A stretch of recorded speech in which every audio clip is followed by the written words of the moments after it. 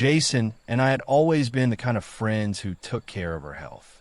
We were inseparable since college, bonding over our shared passion for outdoor adventures and an unwavering commitment to maintaining our well-being. At 40 and 42, respectively, we carried ourselves with the vitality of men a decade younger. Our friendship forged through countless hiking trips, mountain climbs, and wilderness expeditions. Our lives had taken different professional paths. I in environmental consulting and Jason in architectural design. But our dedication to staying active remained constant, even as work pressures mounted and family responsibilities grew. Our regular weekend escapes into nature served as a sanctuary from the demands of adult life, where spreadsheets and deadlines gave way to trail maps and summit views. We approached these adventures with military precision, meticulously planning every detail while leaving room for spontaneous detours. Our gear was always top-notch, our emergency protocols well-rehearsed, and our understanding of each other's strengths and weaknesses honed through years of shared experiences. This particular autumn weekend promised to be another routine escape, a challenging climb up Mount Eldridge, known for its unpredictable weather patterns and breathtaking vistas. The forecast had called for clear skies, and we'd packed accordingly, each carrying our standard load of equipment, food supplies, and emergency provisions. Little did I know how drastically this trip would deviate from our usual adventures, testing not just our survival skills, but the very foundation of our friendship in ways neither of us could have anticipated. As we ascended through the dense pine forest, the air grew crisper with each step, carrying the earthy scent of damp leaves and pine needles. The initial hours of our climb were uneventful, filled with familiar banter and the comforting rhythm of our boots crunching against the trail.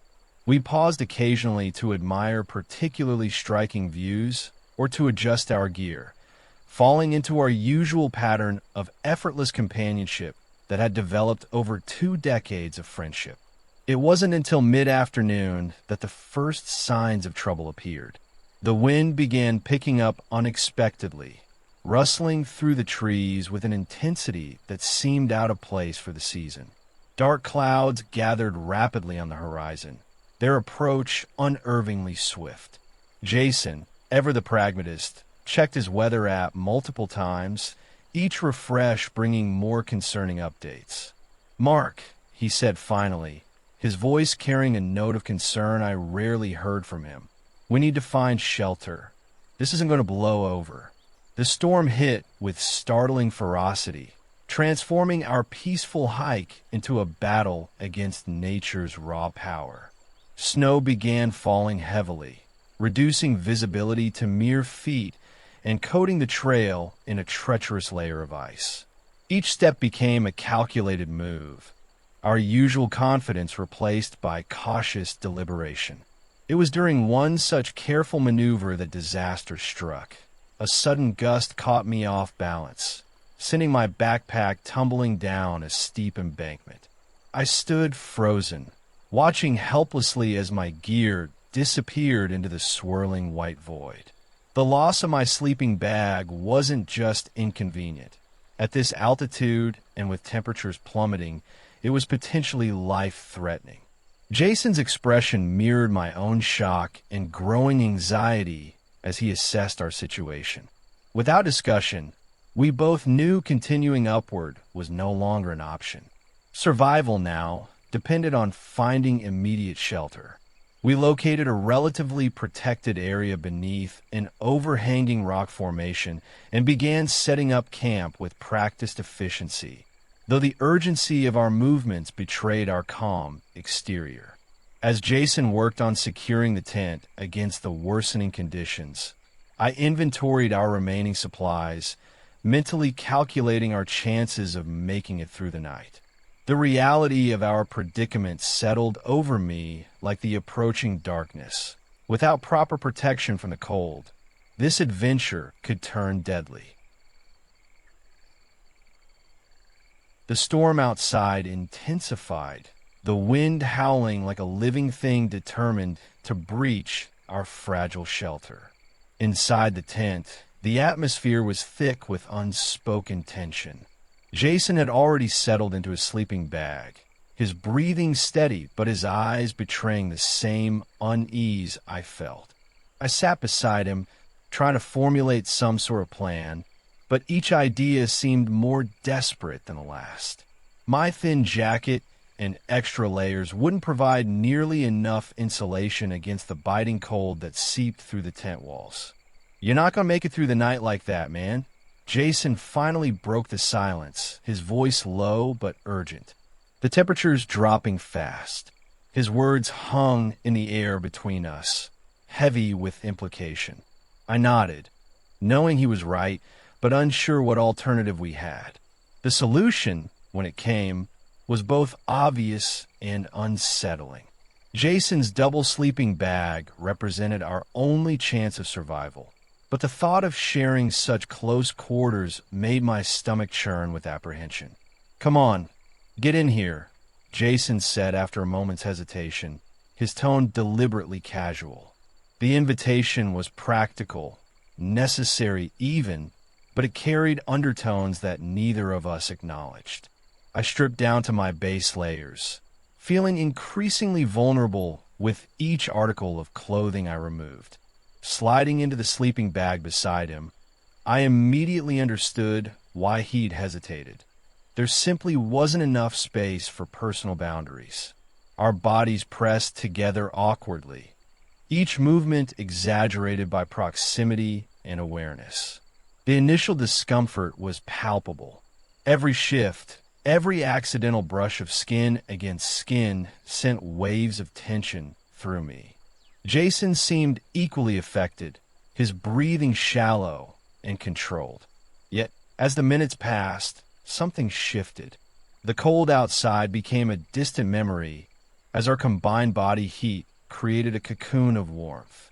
Our breathing gradually synchronized, and I found myself relaxing despite my earlier reservations.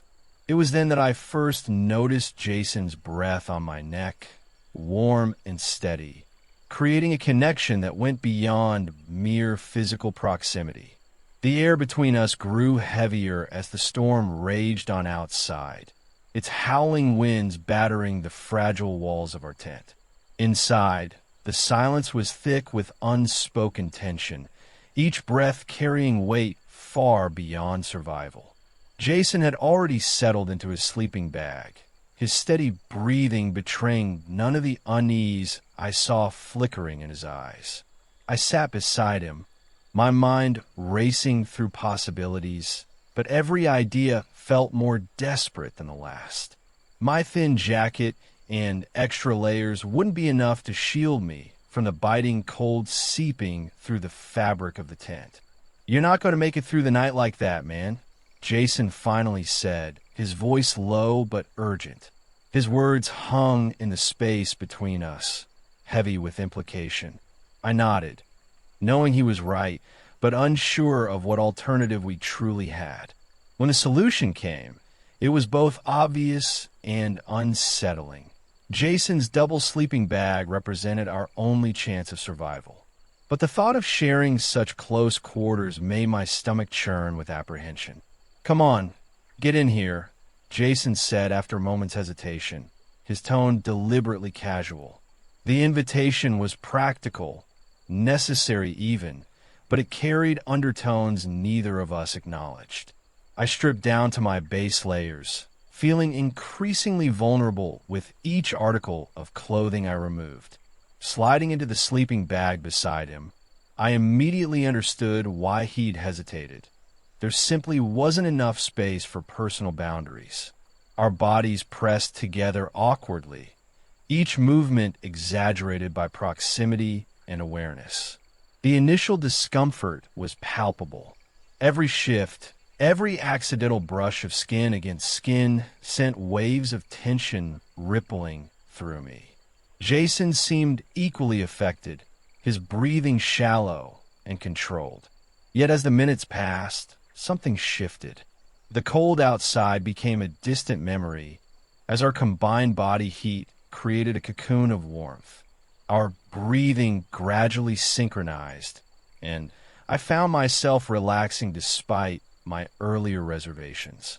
It was then that I first noticed Jason's breath on my neck, warm and steady, creating a connection that went beyond mere physical proximity.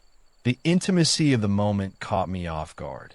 What had started as a purely practical arrangement was evolving into something more complex.